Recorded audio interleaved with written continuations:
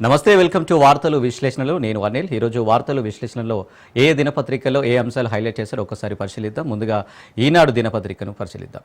ఈనాడు చూసుకున్నట్టయితే ఈనాడులో కలెక్టర్లు కదలాలి అంటూ మెయిన్ హెడ్లైన్గా హైలైట్ చేశారు. ఈనాడు దినపత్రికలో నిన్న సీఎం రేవంత్ రెడ్డి కలెక్టర్లతో వీడియో కాన్ఫరెన్స్ చేసిన అంశాన్ని అయితే ఈనాడులో హైలైట్ చేశారు. ఒకసారి చూద్దాం. క్షేత్రస్థాయి పర్యటనలు చేయాలి, వారి పనితీరుపై రోజువారీగా సీఎంఓతో నివేదికలు ఇవ్వాలంటూ కూడా రేవంత్ రెడ్డి చెప్పుకొచ్చారు. ఇంకా అజాగ్రత్తగా ఉంటే ఎవరినైనా ఉపేక్షించేది లేదు, రాష్ట్రంలో ఎరువుల కొరత లేదు, 25 నుంచి కొత్త రేషన్ కార్డులు పంపిణీ, ప్రతి కలెక్టర్ ఖాతాలో 1 కోటి అత్యవసర నిధులు, ముఖ్యమంత్రి రేవంత్ రెడ్డి నిన్న కలెక్టర్లతో వీడియో కాన్ఫరెన్స్ చేసి ఇలాంటి అంశాలు చెప్పుకొచ్చారు రేవంత్ రెడ్డి. దానికి సంబంధించి ఒక వార్త. నిన్న వీడియో కాన్ఫరెన్స్ చేసిన టైంలో మంత్రి దామోదర రాజనరసింహ, మంత్రి వివేక్ వెంకటస్వామి, ఉత్తమ్ కుమార్ రెడ్డి పాల్గొన్నట్టు కూడా తెలుస్తుంది. దాంతోపాటు దుద్దిల శ్రీధర్ బాబు కూడా పాల్గొన్నారు. ఇక జిల్లా కలెక్టర్ల క్షేత్రస్థాయి పర్యటనలు, ఆకస్మిక తనిఖీలు చేపట్టాలని, ఉదయం 7 గంటలకే ఇంటి నుంచి కదిలి పనిలో నిమగ్నం కావాలని ముఖ్యమంత్రి రేవంత్ రెడ్డి ఆదేశించారు. కలెక్టర్లు ఎక్కడికి వెళ్లారో, ఏం చేశారో ప్రభుత్వ ప్రధాన కార్యదర్శి, సీఎం కార్యాలయాల అధికారులు రోజువారీ నివేదికను సమర్పించాలని సూచించారు. ఇక అజాగ్రత్తగా ఉంటే ఎంతటి వారినైనా ఉపేక్షించేది లేదంటూ కూడా స్పష్టం చేశారు. మరోవైపు రాష్ట్రంలో ఎరువులకు కొరత లేదని, ప్రతి దుకాణం ముందు నిల్వల బోర్డులు ఏర్పాటు చేయాలని పేర్కొన్నారు. ఇక యూరియాను దారి మళ్లిస్తే కఠిన చర్యలు తీసుకోవాలనుకుంటూ కూడా హెచ్చరికలు జారీ చేశారు రేవంత్ రెడ్డి. ఇక పంటలకు నీటి కొరత రానియొద్దని, సీజనల్ వ్యాధులను నివారించాలన్నారు. వాతావరణ శాఖ అందించే సూచనల ప్రకారం హైదరాబాద్ మహానగరంలో వర్షాలు పడే ప్రాంతాలకు 3 గంటల ముందే పోలీసు కమిషనర్లు చేరుకొని ట్రాఫిక్ సమస్యలను నివారించాలన్నారు. సోమవారం సచివాలయం నుంచి కలెక్టర్లతో ముఖ్యమంత్రి వీడియో కాన్ఫరెన్స్ నిర్వహించారు. ఇంకా ఈ సందర్భంగా ఇలాంటి వ్యాఖ్యలు చేశారు. ఇంకా రైతులకు యూరియా కొరత గురించి, అలాగే హైదరాబాద్లో వర్షాలకు సంబంధించి కూడా కలెక్టర్లకు, మంత్రులకు దిశానిర్దేశం చేశారు సీఎం రేవంత్ రెడ్డి. ఇక ఈరోజు 24న కులగణన సర్వేపై సీఎం ప్రజెంటేషన్ చేరున్నారు. ఢిల్లీలో 2 రోజుల పాటు పర్యటించున్నారు. దానికి సంబంధించి ఒక వార్త చూడవచ్చు. ఇంకా 3 రోజులు భారీ వర్షాలు కురుస్తున్నాయి. ఒక్కరోజు ఒక చోట అంచనాలకు మించి పడుతుంది. 2 నెలల పాటు అన్ని విభాగాల అధికారులు జిల్లాలో అందుబాటులో ఉండాలి. వాతావరణ శాఖ అందించే వర్ష సూచనలు వెంటనే అన్ని గ్రామాలకు చేరవేసి ప్రజలను అప్రమత్తం చేసే బాధ్యత కలెక్టర్లు తీసుకోవాలంటూ కూడా కలెక్టర్లకు ఆదేశాలు జారీ చేశారు సీఎం రేవంత్ రెడ్డి. ఇక ప్రతి ఎరువుల దుకాణం వద్ద 2 పోలీసులు, 1 రెవెన్యూ ఉద్యోగిని నియమించి పంపిణీ సజావుగా జరిగేలా చూడాలంటూ కూడా చెప్పుకొచ్చారు. ఇక యూరియాను పంటల కోసమే కాకుండా 20 నుండి 30% ఇతర అవసరాలకు మళ్లిస్తున్నారని కేంద్ర మంత్రి నడ్డా చెప్పుకొచ్చారు. ఇక ఎవరైనా వ్యవసాయేతర వ్యాపార అవసరాలకు యూరియాను దారి మళ్లిస్తే క్రిమినల్ కేసులు కూడా పెట్టాలంటూ కూడా హెచ్చరించారు రేవంత్ రెడ్డి. ఇక తుంగతుర్తిలో లాంఛనంగా కొత్త రేషన్ కార్డులు పంపిణీ ప్రారంభించారు. ఈ నెల 25 నుంచి వచ్చే నెల 10 వరకు అన్ని మండల కేంద్రాల్లో అధికారికంగా కార్డులు పంపిణీ చేయాలి. ఎమ్మెల్యేలు, జిల్లా ఇన్ఛార్జీలు, మంత్రులు కార్డులు పంపిణీ కార్యక్రమాలకు హాజరు కావాలంటూ కూడా చెప్పుకొచ్చారు. ఇక రేషన్ కార్డులకు సంబంధించి ఈ నెల 25 నుంచి వచ్చే నెల 10 వరకు అన్ని మండల కేంద్రాల్లో అధికారికంగా కార్డులు పంపిణీ చేయాలంటూ కూడా, దీనికి సంబంధించి ఎమ్మెల్యేలు, జిల్లా ఇన్ఛార్జీలు, మంత్రులు మేనేజ్మెంట్ తీసుకుంటూ కార్డుల పంపిణీలో ఎలాంటి అవకతవకలు జరగకుండా చూసుకోవాలంటూ కూడా సీఎం రేవంత్ రెడ్డి హెచ్చరికలు జారీ చేశారు. ఇక దీనికి సంబంధించి ఒక వార్త చూడవచ్చు. ఇక మరోవైపు మరో వార్త, ధన్ఖడ్ రాజీనామా అంటూ కూడా మరో వార్తను హైలైట్ చేశారు ఈనాడు. ఇక పార్లమెంటు సమావేశాల వేళ అనూహ్యంగా ఉపరాష్ట్రపతి పదవికి గుడ్ బై చెప్పారు ధన్ఖడ్. నిన్న సాయంత్రం 7 గంటల 30 నిమిషాలకు పార్లమెంటు సమావేశాలు ప్రారంభమైన తొలి రోజే ఇలాంటి నిర్ణయం తీసుకోవడం వెనుక ఏదో కారణం ఉండవచ్చనే అంశాన్ని రాజకీయ విశ్లేషకులు కూడా పరిశీలిస్తున్నట్టు కూడా తెలుస్తుంది. ఇక దానికి సంబంధించి ఒక వార్త, కేవలం అనారోగ్య కారణాలని చెప్పుకుంటూ వచ్చారు ధన్ఖడ్. దానికి సంబంధించి రాజీనామా చేశానంటూ కూడా ఒక లేఖనైతే రాష్ట్రపతికి పంపించారు నిన్న. ఇక 2 ఏళ్ల పదవీ కాలం ఉన్న వైదొలిగిన రాజ్యసభ చైర్మన్, స్వతంత్ర భారత చరిత్రలో ఇది 3వసారి. ఇక ఉపరాష్ట్రపతి పదవికి జగదీప్ ధన్ఖడ్ రాజీనామా నిన్న చేశారు. రాజ్యసభ చైర్మన్ హోదాలో పార్లమెంటు వర్షాకాల సమావేశాలు తొలి రోజున కార్యక్రమాలను సజావుగా నిర్వహించారు. ఆయన రాత్రికాల అనూహ్యంగా రాజీనామా లేఖను రాష్ట్రపతి ద్రౌపది ముర్ముకు పంపారు. అనారోగ్య కారణాల వల్లే తాను పదవి నుంచి వైదొలుగుతున్నట్లు కూడా పేర్కొన్నారు. ఇక ఆయన రాజీనామాతో రాజ్యసభ సమావేశాలను ప్రస్తుతానికి డిప్యూటీ చైర్మన్గా ఉన్న జేడీయూ నేత హరివంశ్ నడి వహించనున్నారు. ఇక 2022 ఆగస్టు 11న ఉపరాష్ట్రపతిగా బాధ్యతలు చేపట్టారు ధన్ఖడ్. ఇక 2027 ఆగస్టు వరకు పదవీకాలం ఉంది. అయితే 2344 రోజులకి ఆయన వైదొలగాలని నిర్ణయించుకున్నారు. 74 ఏళ్ల ధన్ఖడ్ తర్వాత ఉపరాష్ట్రపతిగా ఎవరిని ఎన్నుకుంటారనే అంశంపై కూడా ఆసక్తి నెలకొంది. చూడాలి. ఉపరాష్ట్రపతి పదవికి అనూహ్యంగా రాజీనామా చేసిన ధన్ఖడ్ రాష్ట్రపతికి పంపించారు నిన్న లేఖకు సంబంధించి. దీనికి సంబంధించి నరేంద్ర మోడీ, అమిత్ షా ఏ విధంగా స్పందిస్తారు, మరోసారి ఆలోచించుకోవాలంటూ కూడా ఎలాంటి సూచనలు చేస్తారా లేదనేది కూడా చూడాలి. ఈ వార్తనైతే ఈనాడులో చూడవచ్చు. ఇక మరో వార్త, కమ్యూనిస్టు యోధుడు అచ్యుతానందన్ కన్నుమూత అంటూ కూడా మరో వార్త చూడవచ్చు కేరళ మాజీ సీఎంకు సంబంధించి. ఇక నిరుపేద కుటుంబంలో జన్మించి కేరళ ముఖ్యమంత్రి పదవిని చేపట్టిన శ్రమజీవి, సిపిఎం వ్యవస్థాపక సభ్యుల్లో ఒకరు. రాష్ట్రపతి, ప్రధాని సహా పలువురు సంతాపం. ఇక స్వాతంత్రానికి ముందు ఆ తర్వాత ప్రజా పోరాటాలు ఆరితేరిన కమ్యూనిస్టు యోధుడు, జీవితాంతం శ్రామిక జనుల పక్షపాతిగా నిలిచిన కేరళ మాజీ ముఖ్యమంత్రి విఎస్ అచ్యుతానందన్ నిన్న కన్నుమూశారు. గత నెల 23న గుండెపోటు రాగా తిరువనంతపురంలో ప్రైవేట్ ఆసుపత్రిలో చికిత్స పొందుతూ నిన్న తుది శ్వాస విడిచారు. దానికి సంబంధించి కూడా ఒక వార్త చూడవచ్చు. మరో వార్త, అన్నవరం దేవేందర్కు దాశరథి కృష్ణమాచార్య అవార్డు. సామాన్యుల కవిత స్వరం దాశరథిపై ఒక స్టోరీ, దానికి సంబంధించి ఈనాడులో ఒక అంశాన్ని అయితే ప్రచురించారు. మరో వార్త, పాఠశాలపై కూలిన శిక్షణ యుద్ధ విమానం. ఢాకాలో 20 మంది మృత్యువాత, 171 మందికి పైగా గాయాలు. మృత్యులో అత్యధికులు విద్యార్థులే ఉండడం కూడా సంచలనం రేపుతుంది. చూడవచ్చు, ఇలాంటి విమానాలకు సంబంధించి యాక్సిడెంట్లు ఎన్నో జరుగుతున్నాయి. గతంలో కూడా చాలా జరిగాయి. నిన్న జరిగిన ఒక యుద్ధ విమానంలో చాలామంది కూడా చనిపోయినట్టు కూడా తెలిసింది. దానికి సంబంధించి ఒక వార్త. ఇక మరో వార్త చూసుకున్నట్టయితే, జస్టిస్ వర్మ అభిశంసన ప్రక్రియ ఆరంభం అంటూ కూడా నిన్న పార్లమెంటు సమావేశాలు జరిగిన సంబంధించి ఒక ఆట. ఇక తీర్మానాలపై 152 మంది లోక్సభ సభ్యులు, 63 మంది రాజ్యసభ సభ్యుల సంతకాలు. ఆపరేషన్ సింధూర్పై ప్రత్యేక చర్చకు లోక్సభలో 16 గంటలు. పార్లమెంటు సమావేశాల తొలి రోజే అంతరాయాలతో వాయిదా. నిన్న పార్లమెంటు సమావేశాలు తొలి రోజు ప్రారంభమయ్యాయి. దానికి సంబంధించి ఒక వార్త చూడవచ్చు. ఇక అధికారిక నివాసంలో కాలిన నోట్ల కట్టలు పెద్ద ఎత్తున లభ్యమైన నేపథ్యంలో అలహాబాద్ హైకోర్టు న్యాయమూర్తి జస్టిస్ యశ్వంత్ వర్మను అభిశంసించే తీర్మానాన్ని ప్రవేశపెట్టాలని కోరుతూ పార్లమెంటు ఉభయ సభల్లో ఎంపీలు నోటీసులు ఇచ్చారు. ఇక నిన్న వర్షాకాల సమావేశాలు మొదలు కాగానే లోక్సభ స్పీకర్ ఓం బిర్లాకు 152 మంది ఎంపీలు తమ సంతకాలతో నోటీసులు అయితే సమర్పించారు. ఇక రాజ్యసభలో 63 మంది సభ్యులు ఇలాంటి దారిని చైర్మన్ జగదీప్ ధన్ఖడ్కు సమర్పించారు. ఇక లోక్సభ సభ్యులు నోటీసులు ఇచ్చిన విషయాన్ని న్యాయశాఖ మంత్రి అర్జున్ రామ్ మేఘ్వాల్ ధృవీకరించారు. తర్వాత ధన్ఖడ్ కూడా స్పందించారు. ఇక జడ్జి అభిశంసనకు ఉభయ సభల్లో ఒకే రోజు నోటీసులు వచ్చినప్పుడు సభాపతులు ఇద్దరు కలిసి ఒక కమిటీని నియమించాల్సి ఉంటుంది. కానీ ఆ మేరకు తదుపరి చర్యల్ని సెక్రటరీ జనరల్ చేపడతారని చెప్పారు. అలహాబాద్ హైకోర్టుకు చెందిన జస్టిస్ శేఖర్ యాదవ్ తొలగింపుకు ఎంపీలు గతంలో డిసెంబర్లో ఇచ్చారు. దానికి సంబంధించి ఒక వార్త కూడా చూడవచ్చు. ఇక మరో వార్త, 42% రిజర్వేషన్లను 9వ షెడ్యూల్లో చేర్చడం అసాధ్యం అంటూ కూడా బీజేపీ అధ్యక్షుడు రామచంద్రరావు చేసిన వ్యాఖ్యలకు సంబంధించి ఒక వార్త. ఇక సుప్రీంకోర్టు తీర్పుల గురించి తెలిసి సీఎం డిమాండ్ చేయడం బీసీలను మోసగించడమే భాజపా తెలంగాణ అధ్యక్షుడు ఎన్ రామచంద్రరావు వ్యాఖ్య. తెలంగాణ ప్రభుత్వం రూపొందించిన 42% బీసీ రిజర్వేషన్ల బిల్లును ముందస్తు న్యాయ సమీక్ష లేకుండా రాజ్యాంగంలోని 9వ షెడ్యూల్లో చేర్చడం సాధ్యం కదని బీజేపీ అధ్యక్షుడు రామచంద్రరావు స్పష్టం చేసుకొచ్చారు. దానికి సంబంధించి నిన్న చేసిన వ్యాఖ్యలకు 9వ షెడ్యూల్తో ముడిపెట్టకుండా రాష్ట్ర సర్కారే అమలు చేయాలని డిమాండ్ చేశారు. బీజేపీ తెలంగాణ అధ్యక్షుడిగా బాధ్యతలు చేపట్టిన అనంతరం తొలిసారి నిన్న ఢిల్లీకి వచ్చారు రామచంద్రరావు.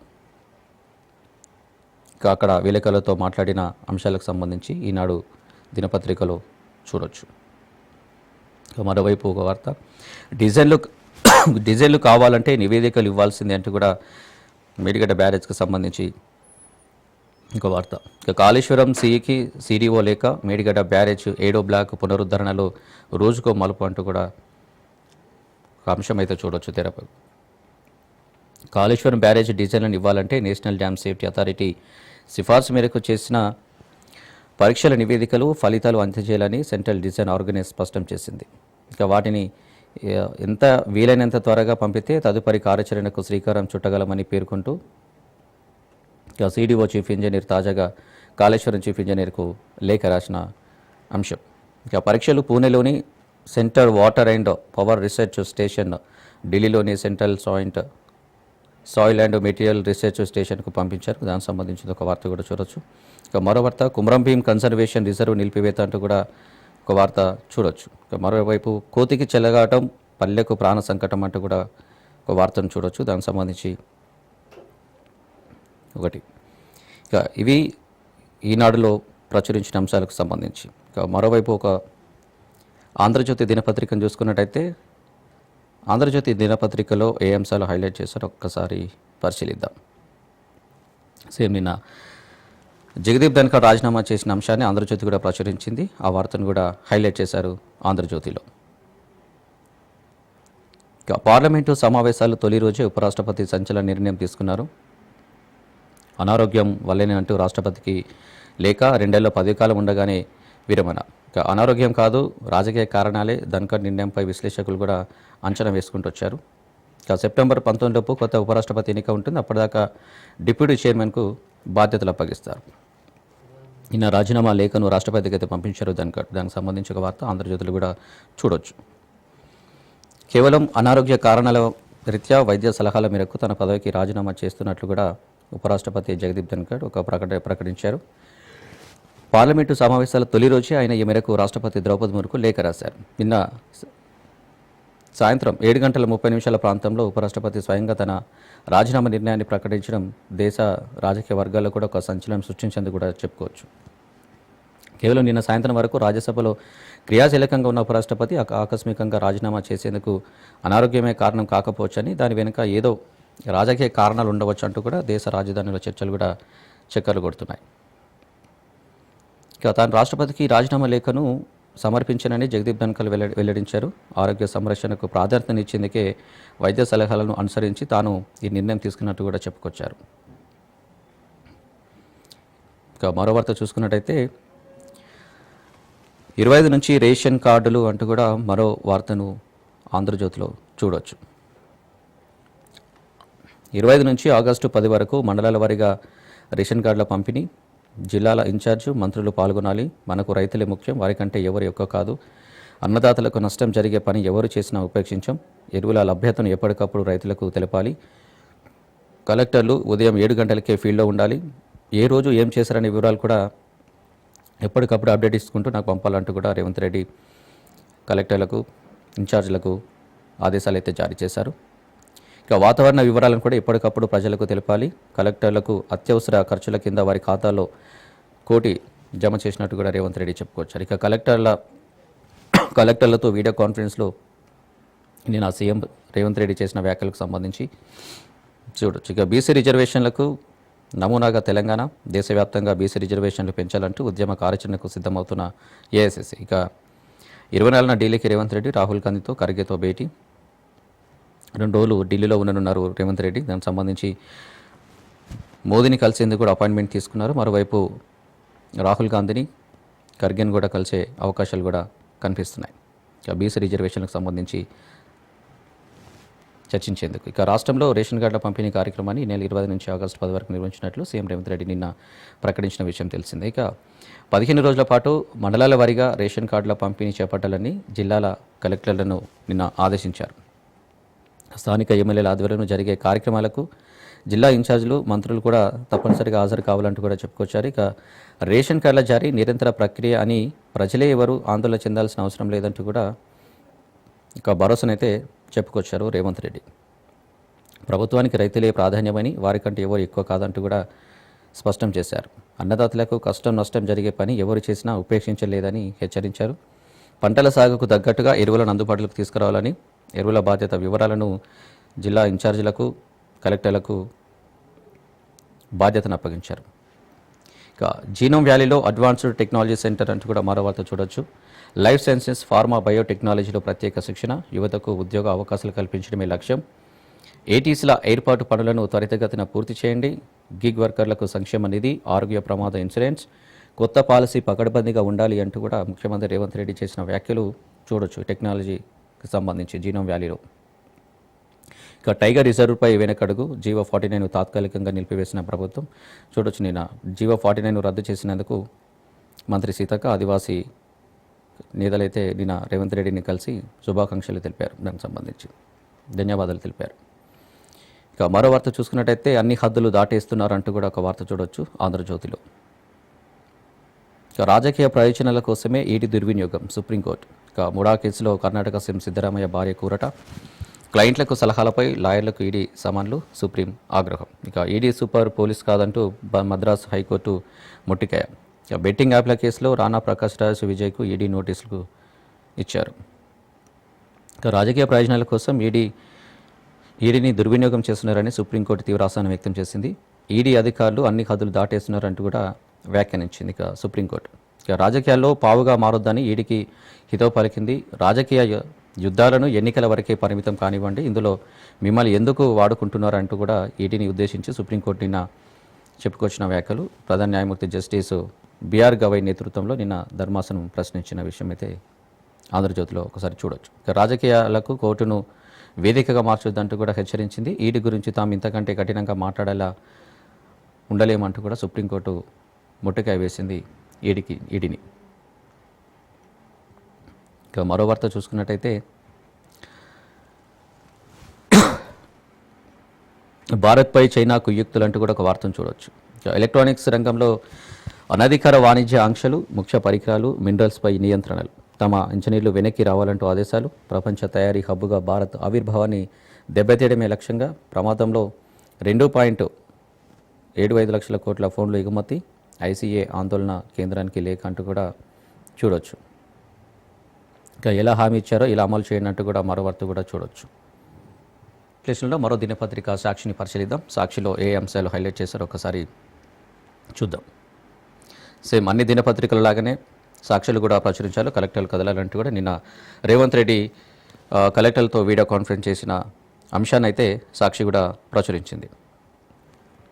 చూద్దాం సాక్షిలో ఏం చేశారు. జిల్లాలో ఆకస్మిక తనిఖీలు నిర్వహించాల్సిందంటూ కూడా ముఖ్యమంత్రి రేవంత్ రెడ్డి స్పష్టీకరణ. ఉదయం 7 గంటల నుంచే క్షేత్రస్థాయిలో పర్యటించాలి. కలెక్టర్ల కార్యాచరణపై సీఎస్ రోజు ప్రభుత్వానికి నివేదిక ఇవ్వాలి. వర్షాకాలం సమస్యల పరిష్కారానికి 1 కోటి చొప్పున కలెక్టర్ల ఖాతాలకు జమ. ప్రజలు ఇబ్బందులు పడకుండా ముందస్తు జాగ్రత్తలు తీసుకోవాలి. కావాల్సినంత యూరియా ఉంది, రైతులు ఆందోళన చెందొద్దంటూ కూడా రైతులకు భరోసా ఇచ్చారు రేవంత్ రెడ్డి. ఇక 25 నుంచి ఆగస్టు 10 వరకు రేషన్ కార్డుల పంపిణీ చేస్తామంటూ కూడా చెప్పుకొచ్చారు. ఇక వర్షాలు, పంటల సాగు, వ్యాధులు, రేషన్ కార్డుల పంపిణీపై సమీక్ష. కేవలం నిన్న జిల్లా ఇన్ఛార్జీలు కలెక్టర్ల వీడియో కాన్ఫరెన్స్లో మాత్రం వర్షాలు, పంటల సాగు, వ్యాధులు, రేషన్ కార్డులు ఈ అంశాలపై చర్చించినట్టు కూడా తెలుస్తుంది. ఇక కలెక్టర్లు ఆయా జిల్లాల పరిధిలో ఆకస్మిక తనిఖీలు జరపాల్సిందంటూ కూడా ముఖ్యమంత్రి రేవంత్ రెడ్డి స్పష్టం చేశారు. ప్రతిరోజు అప్డేట్ ఇవ్వండి, ప్రతి ఇన్ఫర్మేషన్ నాకు పంపండి అంటూ కూడా సిఎస్లకు, కలెక్టర్లకు అయితే జారీ చేశారు రేవంత్ రెడ్డి. ఇక మరోవైపు సింధూర్తో పాటే బీసీ రిజర్వేషన్లు అంటూ కూడా మరో వార్త చూడొచ్చు. లోక్సభలో చర్చకు కాంగ్రెస్ అధిష్టానాన్ని కోరనున్న రాష్ట్ర ముఖ్య నాయకత్వం. బీసీ కోటాపై ఖర్గే, రాహుల్తో మరోసారి చర్చించే అవకాశం కనిపిస్తుంది. ఇక 24న పార్టీ ఎంపీలకు CM Revanth power point presentation ఇవ్వనున్నారు. ఇక బీసీ రిజర్వేషన్కు సంబంధించి అయితే ఒక వార్త చూడవచ్చు. ఇక మరోవైపు ఇంకో వార్త చూసుకున్నట్టయితే ఉపరాష్ట్రపతి పదవికి ధన్కడ్ గుడ్ బై అంటూ కూడా మెయిన్ హెడ్లైన్ హైలైట్ చేశారు సాక్షి దినపత్రిక. సేమ్ అన్ని దినపత్రికలు లాగానే సాక్షులు కూడా ఉపరాష్ట్రపతి రాజీనామాకు సంబంధించి ఒక వార్తనైతే సాక్షి ప్రచురించింది. ఇక పార్లమెంటు వర్షాకాల సమావేశాల వేళ అనూహ్య నిర్ణయం, అనారోగ్య కారణంతో పదవిని వీడుతున్నట్లు ప్రకటన. రాజీనామా లేఖను రాష్ట్రపతి ద్రౌపది ముర్ముకు పంపారు ధన్కడ్. ఇక తదుపరి ఉపరాష్ట్రపతి ఎవరన్న దానిపై మొదలైంది చర్చ. చూడాలి, ఉపరాష్ట్రపతి ప్లేస్లో చైర్మన్ ఉంటారా, మరి ఇంకేమైనా నియమిస్తారా, మరి మోదీ దీంట్లో జోక్యం చేసుకుంటారా లేదనేది కూడా ఒక అంశాన్ని అయితే చూడాల్సి ఉంది. ఇక ఉపరాష్ట్రపతి జగదీప్ ధన్కడ్ ఎవరు ఊహించని రీతిలో తన పదవికి రాజీనామా అయితే చేశారు.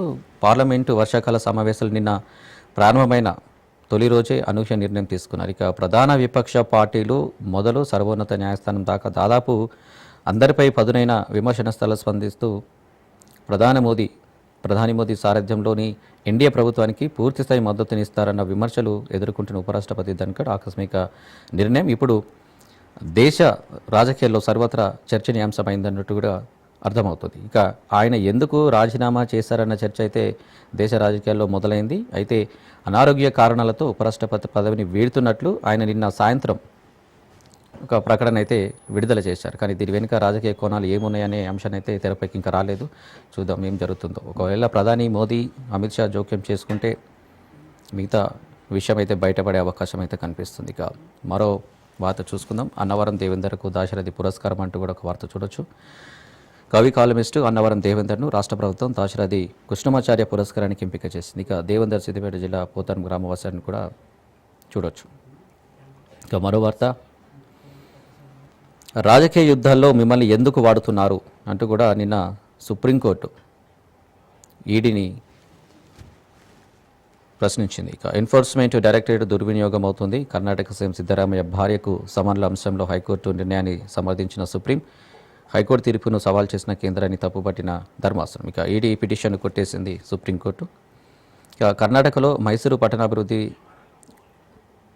ప్రాధికార సంస్థ ముడా భూ కేటాయింపుల కేసులో ఎన్ఫోర్స్మెంట్ డైరెక్టరేట్ని దురుద్దేశపూర్వకంగా రంగంలోకి దించారంటూ కూడా సర్వోన్నత న్యాయస్థానం వ్యాఖ్యానించింది. ఇక రాజకీయ స్వప్రయోజనాల కోసం ప్రత్యర్థి పార్టీలపై కక్ష సాధింపు కోసం ఈడీని ఎందుకు దుర్వినియోగం చేస్తున్నారంటూ కూడా ఈడీ తరపున హాజరైన అదనపు సొలిసిటర్ జనరల్ ఎస్వి రాజుకు సుప్రీంకోర్టు సూటి ప్రశ్నించింది.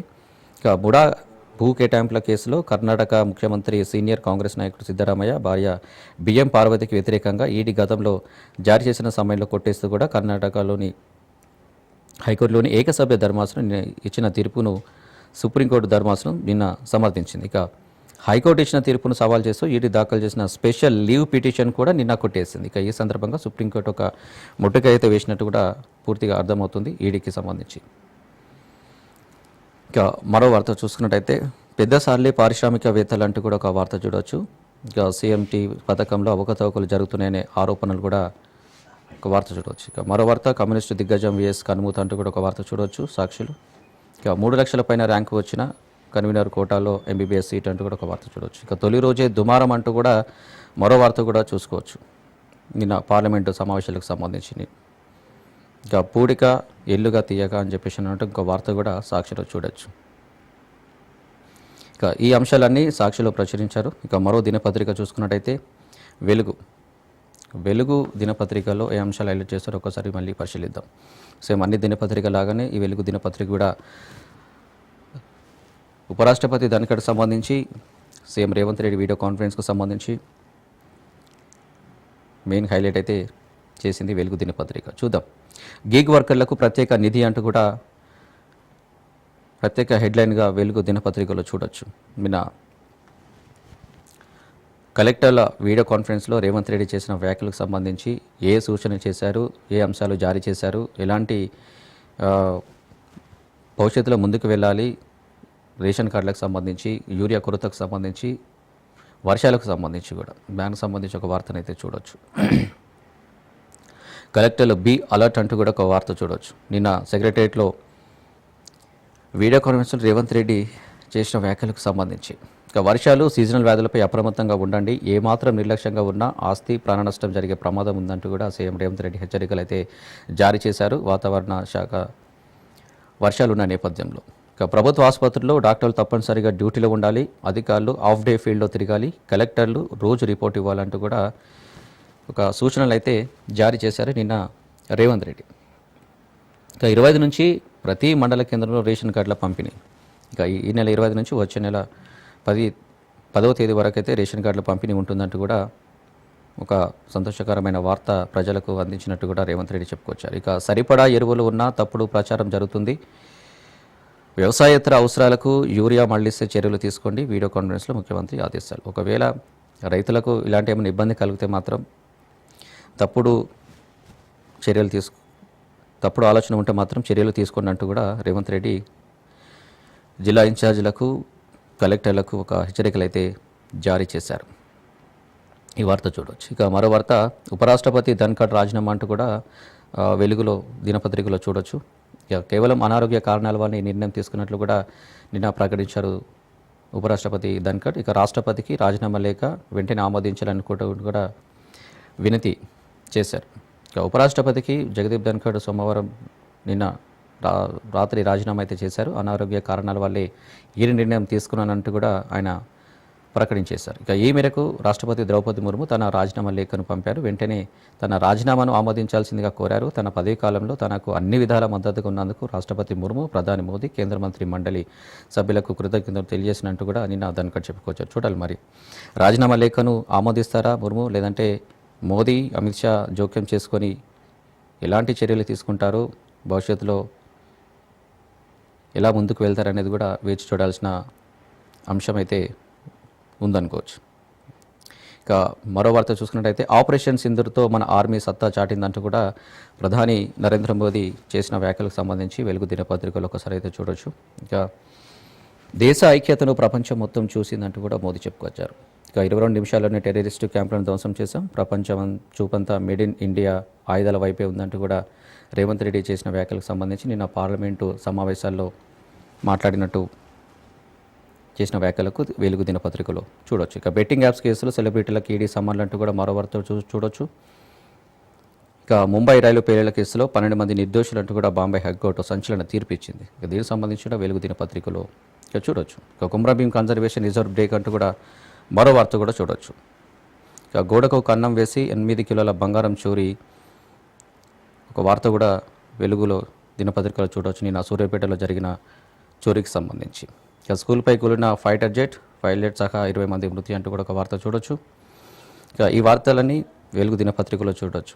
ఇవి ఈరోజు జరిగిన ఏ దినపత్రికల్లో ఏ అంశాలు హైలైట్ చేశారో మనం వార్తల విశ్లేషణలో పూర్తిగా పరిశీలించాం. ఇవి ఇవాల్టి వార్తల విశ్లేషణలు. చూస్తూనే ఉండండి రాజు న్యూస్.